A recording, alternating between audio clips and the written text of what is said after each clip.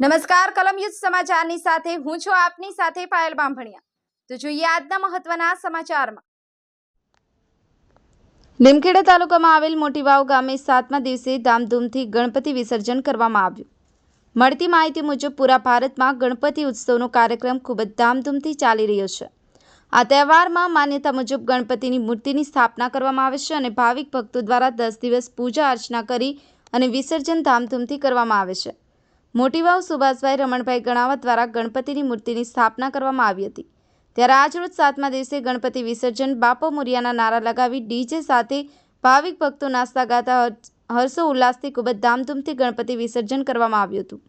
જસુભાઈ ગણાવા સાથે ચેતનાબેન ગણાવા, કલમ યુદ્ધ સમાચાર, રમેશ સત્યની સાથે।